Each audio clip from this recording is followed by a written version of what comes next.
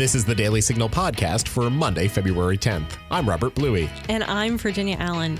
On today's show, we continue our Black History Month series. Today, we are featuring an interview with Jennifer Carroll, the former Lieutenant Governor of Florida. She shares with us what it was like to break 2 glass ceilings. We also share your letters to the editor and a bit of history for our good news story today. We will explain how the National Prayer Breakfast came to be and feature a few of the remarks delivered at this year's event. Before we get to today's show, Virginia and I want to tell you about one of the Daily Signal's other podcasts. It's called Problematic Women, and Virginia is one of its hosts. That's right, Rob. On Problematic Women, we showcase strong conservative women, current events, and the hypocrisy of liberal feminists. My co-host Lauren Evans and I crown a Problematic Woman of the Week every week. It's a great show, always upbeat, entertaining, and informative. I encourage you to check it out. It's available on Apple Podcasts, Google Play, or your favorite podcast app.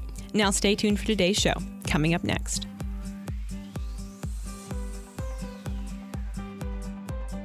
We are joined on the Daily Signal podcast by former Lieutenant Governor of Florida, Jennifer Carroll. Jennifer, thanks for being with us. Thanks for having me. It's a great day.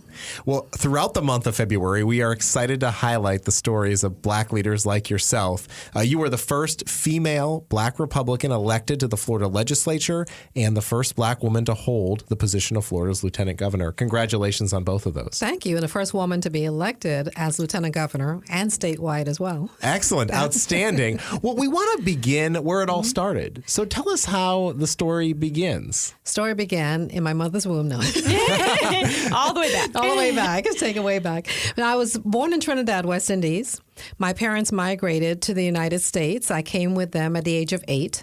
They wanted, of course, to experience the land of opportunities in America, which in Trinidad, we looked at America as the landing pad of everything promising. And when my parents came here, they realized that it took a little bit of hard work. We had to go through the immigration process, and they worked multiple jobs, including those that I went and tagged along with them. My father always instilled in me that nothing is going to break you if you do hard work. And no one owes you anything you have to stand up and do for yourself. So those lessons stayed with me throughout. Joined the military when I was 19 years old. Served 20 years in the military, started out as an enlisted jet mechanic, rose up through the ranks to retire as a Navy Lieutenant Commander, Aviation Maintenance Officer. A lot of firsts along the way, because in the aviation community in the late 70s was just opened up for mechanics for myself. For women, it was typically male, and the Congress had to and have the DOD open it up to most of the male-dominated industries in the military for women to serve in. And fortunately, I was one of those, because my father, I always tinkered with mechanical stuff. He was a doer. No matter what, he was always tinkering with something and making it happen. That was more interesting to me than having a desk job or being a nurse. Those were channeled jobs that the military typically put females in. So as it turned out, that was the greatest thing for me, because I was able to break down barriers and work in an industry that was typically not for women. Then going into politics, ran for a congressional seat, lost that. But it made me stronger, and I won a state house seat that I served for 7.5 years, and then served as Lieutenant Governor in the state of Florida. That's fantastic. Thanks for sharing that. Thanks. And I would love to just hear a little bit more about your time in the Navy. What were some of those life principles or life lessons that you really took from those years that you spent serving in the Navy? Particularly for a woman, during those times, I was one of one. Either the only female, the only Black female wherever I served. So I was able to break down barriers and create pathways for others to come after me. So it was very rewarding to know that at least I had the inner strength. Sometimes I didn't believe I did, but finding that out, I had the inner strength to make those barriers, remove those barriers for others to achieve and accomplish their goals as well. And to also create opportunities for people to see how they were treating other people or limiting other people's opportunities to get into various fields of work. As a matter of fact, when I was serving at one of my squadrons, I was an officer at this time. I was the only female officer in the maintenance department and the only Black officer there. And the females were being treated as if they were a hindrance, particularly if they got pregnant. And we were going on 6-month deployments, and my senior male counterparts will say, well, the person got pregnant to get out of going on deployment. So I had to correct that misnomer and showcase that the guys were injuring themselves playing basketball. You didn't say that they injured themselves to get out of deployment. Then we also had issues with regards to individuals not feeling that they had a representative that they can look up to, a mentor that looks like them, that they can go to and express their concerns. And I happen to be both on the male and female side, being of Black descent, was able to have that welcoming for them to come and approach me with the issues that they were experiencing. And that, too, being a Mustang, like McCain was, go from enlisted ranks to officer rank, I was really approachable because the enlisted people that were our subordinates, for the typical officer that came through the academy or something like that, they felt that they could not understand what they were going through. So the enlisted guys really, guys meaning girls and guys, really gravitated to me because they felt that I came from where they came from. That's wonderful. Well, I want to say thank you for your service. We're so appreciative of the time that you spent in the military. You retired in 1999 as a lieutenant commander. What made that decision in your mind to think about a political career? And that first run, which you mentioned, was not successful, but you obviously went on to greater heights after that. Yes, indeed. Well, what made my decision to run was we had an awful representative that was supposed to represent our base. I was an admiral's aide at the time, and my admiral placed me in charge of being that liaison between our elected officials and our issues at the bases that he represented or was in charge of. Whenever I went to this particular member of Congress, she would blow us off. And we had base encroachment issues. We had OSHA issues. We had so many various issues that needed to be addressed by a congressional member. So my in and around was as the late Tilly Fowler. She was the next representative over from the district. She loved the military and agreed to carry our water. So I asked my representative for the district, would you mind if I went to Congresswoman Fowler for her to represent our needs and concerns?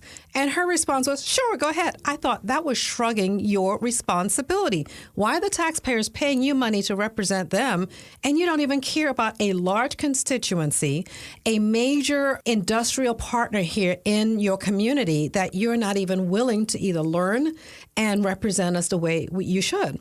So that made my decision to run. It was during the 2000 election, during George Bush's election.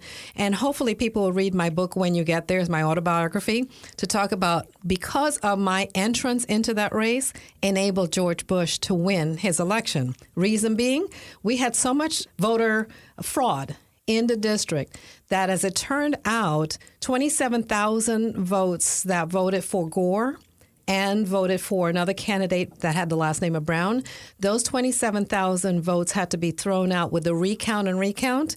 Those 27,000 votes in my district had to be thrown out. Had no one challenged the Congresswoman, her name was Brown, those votes would have stood for Al Gore. Wow. So it was a really interesting dynamics yes. at the time. So George Bush and even his brother, Jeb Bush, who had an appointment for to be the executive director of Florida Department of Veterans Affairs, they credit me to his race. Because after the recount, it was only about 500 and some odd votes.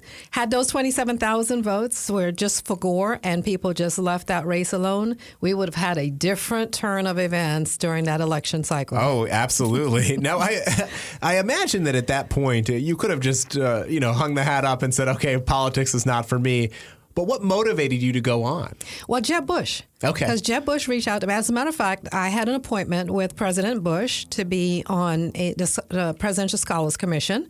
And President Bush used to call me Jeb's girl. So could you go to Jeb's girl in Florida and see if she wanted to be on? He appointed me to 2 commissions early.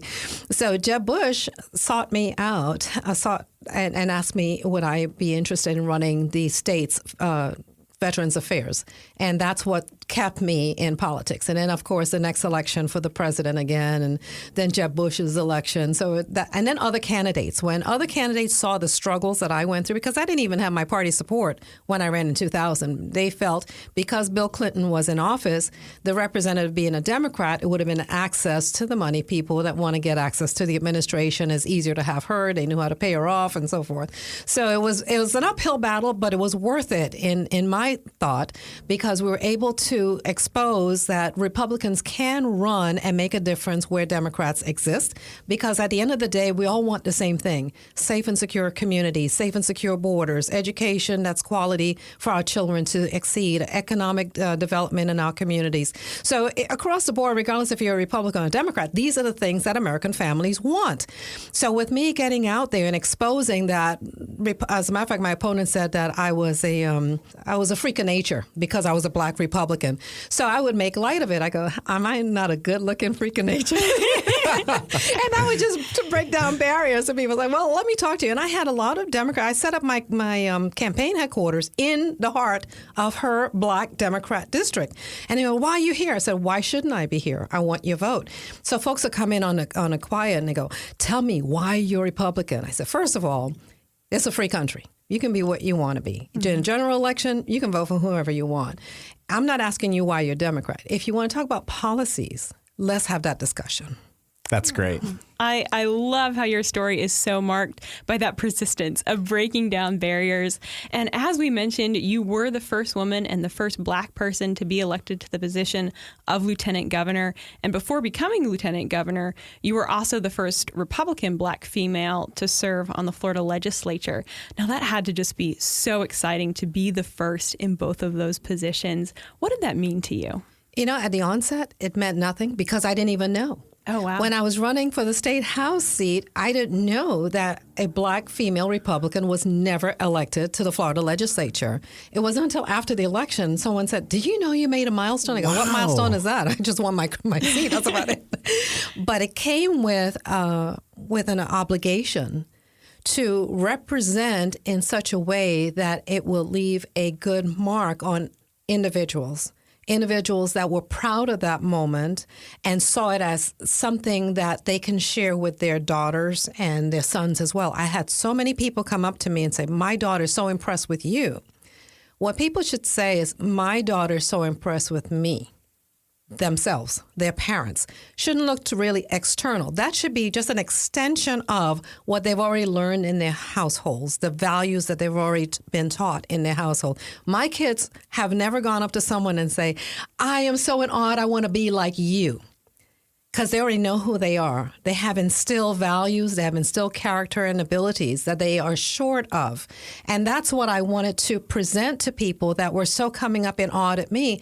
I'm just a person, just like you. You have those instilled abilities to also be great if you allow yourself to be that. You don't need to latch on to somebody else. So I knew that there was an obligation for me to set myself as a role model, regardless if I wanted to or not, for others to emulate and for them to see that they have the powers and ability within themselves to be as great as they wanted to be. That's wonderful. Now, throughout your time in public service, is there an accomplishment or a couple of accomplishments that stand out in your mind that you're particularly proud of?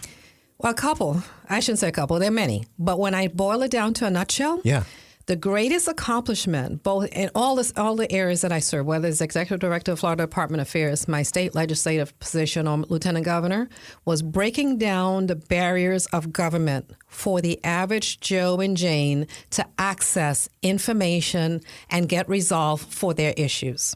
Because of my positions, I could just make a phone call and make things happen.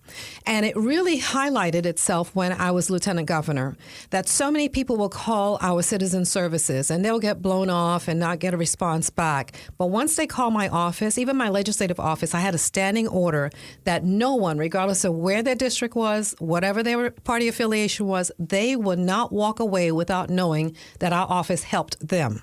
So they may not receive the answer that they wanted, but at least they had a resolve for their issues. I cannot tell you how many letters and emails my office received to thank me and my staff, for helping them throughout the process to navigate government. And our government should be more accessible, and the individuals, to the public, because it's supposed to be a state. You're supposed to be, as an elected official, a statesman, not a politician. And it's the opposite.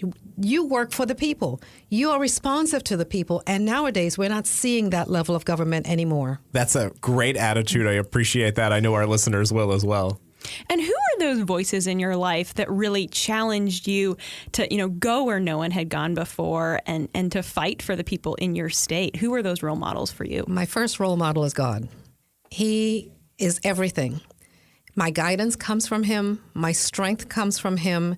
My knowledge comes from him. So I have to give honor first and foremost to him. Then I have an absolutely wonderful support mechanism in my family. My husband, my 3 kids, and then the extension of that. And then people don't even realize, and sometimes we take it for granted, the external friendship that you have out there that are praying for you and supporting you on a regular basis. Oftentimes we get so busy, we don't call people, we don't connect with people. When you have a campaign, that's when everybody comes on board and they go about their merry way. And the older I get, the more I realize and recognize we have to reach out to those people. And even if you want to say thank you or how are you doing, it's very important to keep that close, because those people don't have to support you. They don't have to pray for you. They don't have to do anything for you, but they did it out of the love and the will of their heart. That's wonderful. Thanks for sharing that. You mentioned earlier your book, When You Get There. Thank you for writing it and bringing it up, because I wanted to ask a question for our audience to know a little bit more about why you chose to write it and what they can find in it. Interesting you break that up. Earlier today, I had a lecture that I did at the Leadership Institute and talking about dealing with the media. The media could be a friend or foe, and it all depends on who you are. When inaccurate information is printed about you, or the attack dogs come, you don't have enough paper and ink to correct the story. And in the light of social media today, things get viral. People started embellishing on things that are not true. How do you combat that attack and the untruth?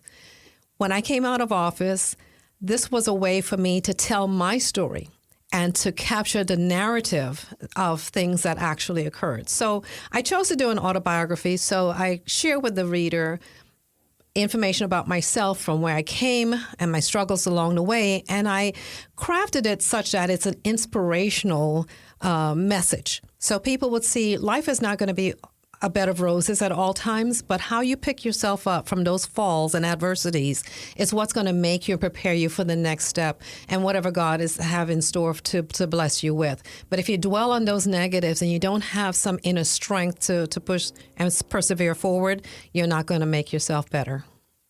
Well, and Jennifer, this might be the same bit of advice that you've just kind of mentioned talking about your book, but what would you say to young people who have a lot of zeal, they want to change the world, they're maybe interested in getting involved in politics, and they're not sure where to begin? What would you say to them?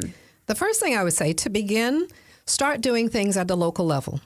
Get involved with nonprofit organizations, and I did that as well. So a number of nonprofit boards. Then at least you get an understanding as to what the concerns are of the community, whether it's education, whether it's the infrastructure, whether it's the environment, and find out, because when you're elected, it should not be what your agenda is.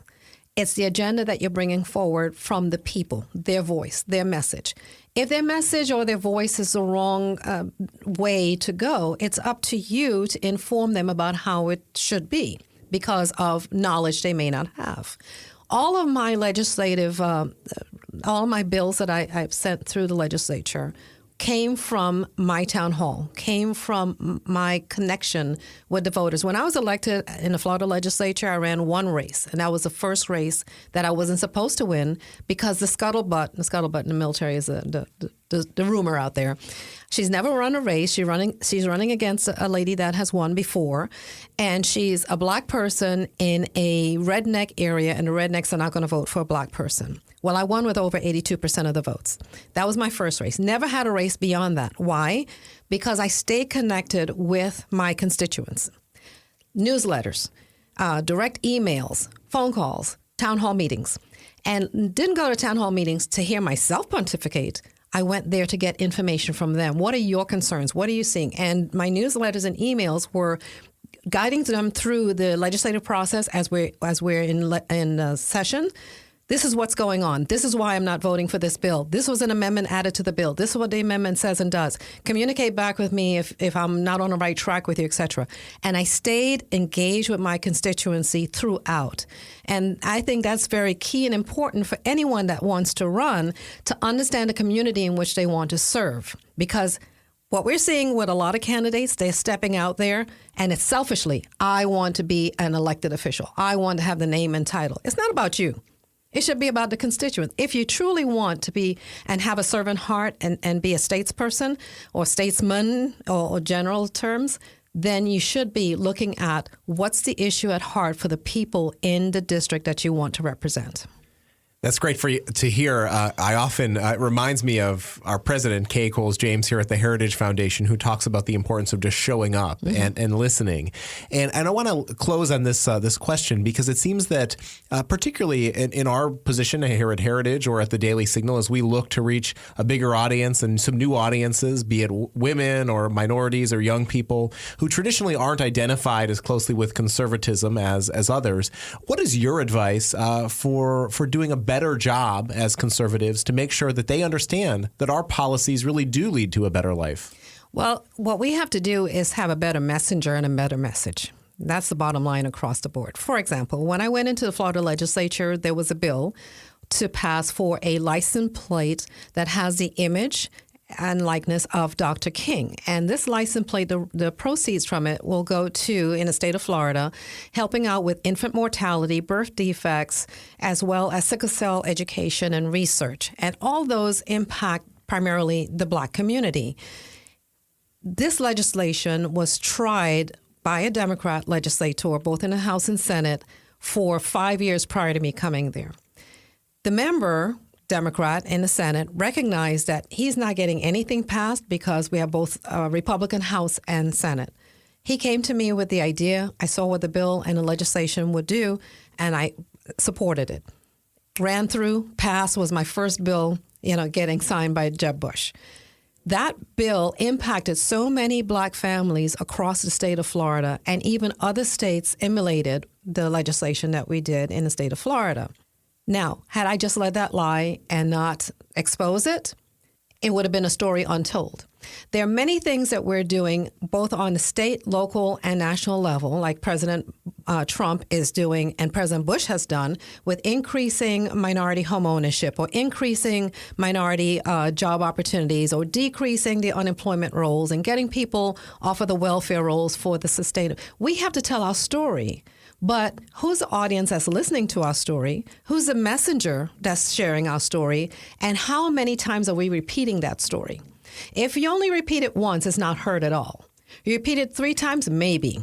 You got 10, 20, 30 times, but you have to tell a story how it can relate to individuals that's supposed to be receiving it. If you just say unemployment in the Black community has gone down X amount, okay, what does that mean to me?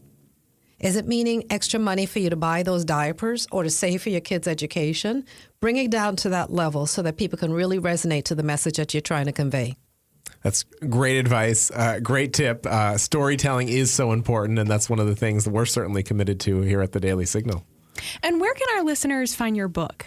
On my website at jennifercarroll.com. That's JenniferCarroll.com. Okay, great. We'll be sure to link that in the show notes. Thank you. Jennifer Carroll, thanks so much for sharing your story and talking with the Daily Signal. It was my pleasure. Thanks for having me.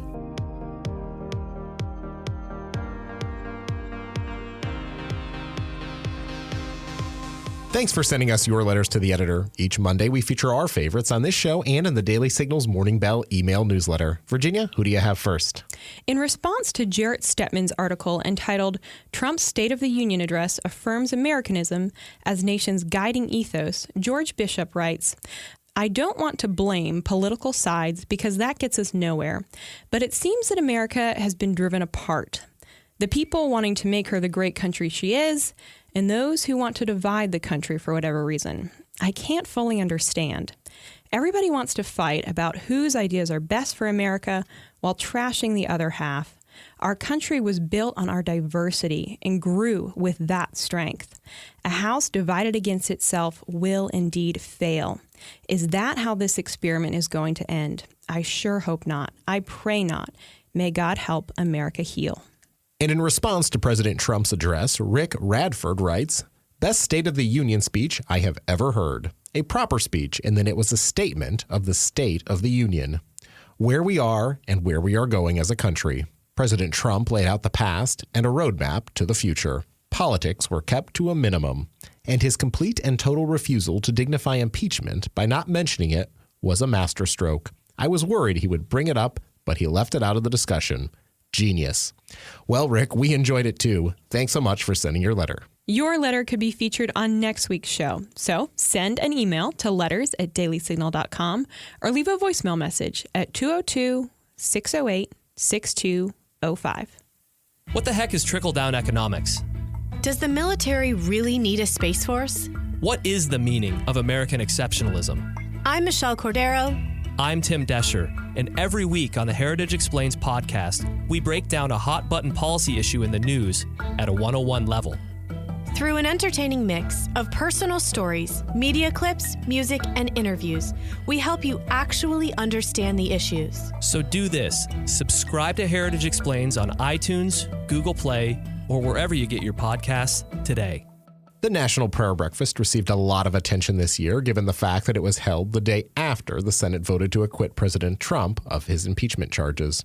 Virginia is here to tell us more about it. Thanks so much, Rob. We live in a time of political division, especially here in Washington, D.C. But despite those tensions, one speaker brought a message of hope to the National Prayer Breakfast. Arthur Brooks is the former president of the American Enterprise Institute and currently a Harvard Kennedy School professor. The Daily Signal interviewed him on this podcast just last year. During his remarks, Brooks challenged the nation to remember the words of Jesus Christ and to love our enemies. Take a listen. And to start us today on this path of new thinking about the crisis of contempt and polarization, I want to turn to the words of the ultimate new thinker, history's greatest social entrepreneur, and as a Catholic, my personal Lord and Savior, Jesus. Here's what he said, as recorded in the Gospel of St. Matthew, chapter 5, verse 44. "You have heard that it was said, 'Love your neighbor and hate your enemy.' But I tell you, love your enemies and pray for those who persecute you, that you may be children of the Father in heaven." My friends, that is the theme of this breakfast today. Love your enemies. That's thinking differently. It changed the world starting 2,000 years ago, and it's as subversive and counterintuitive today as it was then. Problem is, the devil's in the details. How do you do it? How do you do it in a country, in a world that's being roiled by political hatred and differences that we just can't seem to bridge? Well, to begin, we need to make it personal. We need to make the problem personal. I remember it when it became personal to me. I make my living speaking. I do about 175 speeches a year. It's a privilege, and I speak to all different audiences. Conservatives, liberals, believers, atheists, everybody. What a privilege. In 2014, one morning, I was giving a speech to a large group of conservative political activists, 600 people, very fired up. And I got there a little bit early, and I looked at the program, all the other speakers, and I realized I was the only one on the program not running for president. I thought to myself, that's a mistake. But there aren't any mistakes, my friends. There's only opportunities. So I asked myself, what can I say that politicians can't? The answer is anything I want. So I gave my speech, and in the middle I stopped, and I said, my friends, you've been giving a lot of applause to the speakers here today, and you agree with them, and I agree with them too. But I want you to remember the people who aren't here. They're not here. They wouldn't be comfortable. They wouldn't be comfortable because they don't agree with these ideas. Who are they? Political liberals.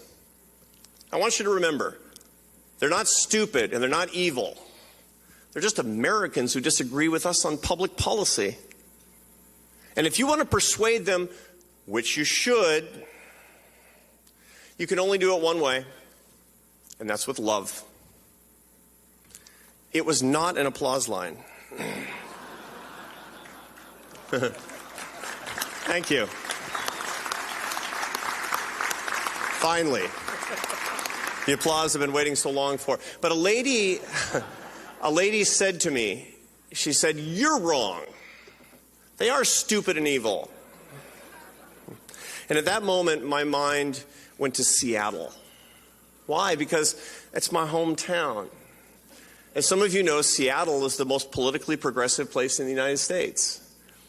My father was a college professor. My mother was an artist in Seattle, Washington. What do you think their politics were? I'm politically conservative. I'm the outlier in my own family. Let me tell you something about my parents. They were not stupid and they were not evil. They were followers of Jesus and brought me up as a Christian. They gave me good values and they taught me to think for myself, which I did at great inconvenience to them. That day, political polarization became personal to me, and I want it to be personal to you on this day.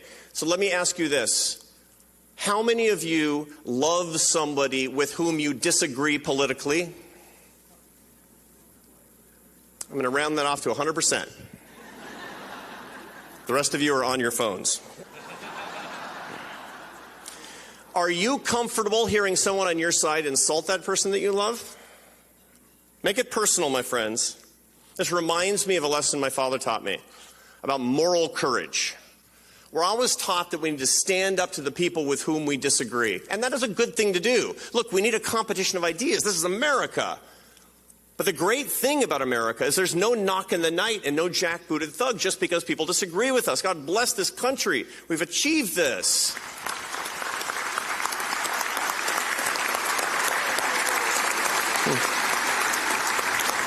So moral courage is not standing up to the people with whom you disagree. Moral courage is standing up to the people with whom you agree on behalf of those with whom you disagree.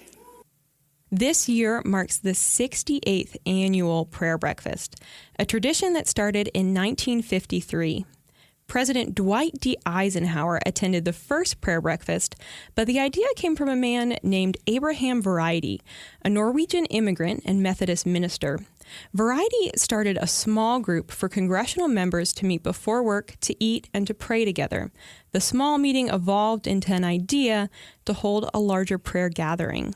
Today, the National Prayer Breakfast hosts over 3,500 people annually from all 50 states and over 100 countries. The theme of the very first prayer breakfast was Government Under God. Eisenhower was originally wary of attending the breakfast, but Reverend Billy Graham convinced him to join. Eisenhower was not remembered as being an especially religious president.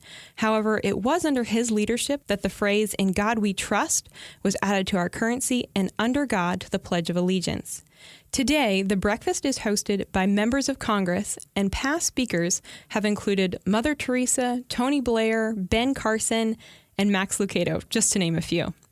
It certainly is great to see this tradition of the National Prayer Breakfast continue so many years later. Virginia, thanks so much for sharing that history lesson with us and for playing a clip from Arthur Brooks. It's always great to hear from Arthur. It really is. We miss him in D.C., but we're glad that he's doing great things at Harvard. We sure do. We're going to leave it there for today. The Daily Signal podcast comes to you from the Robert H. Bruce Radio Studio at the Heritage Foundation. You can find it on the Ricochet Audio Network. All our shows can be found at dailysignal.com/podcasts. You can also subscribe on Apple Podcasts, Google Play, or your favorite podcast app. And be sure to listen every weekday by adding the Daily Signal podcast as part of your Alexa Flash briefing. If you like what you hear, please leave us a review and a 5-star rating. It means a lot to us and helps us spread the word to other listeners. Be sure to follow us on Twitter at Daily Signal and Facebook.com/The Daily Signal News. Have a great week. The Daily Signal podcast is brought to you by more than 500,000 members of the Heritage Foundation. It is executive produced by Rob Bluey and Virginia Allen. Sound design by Lauren Evans, Valia Rampersad, and Mark Guiney. For more information, visit dailysignal.com.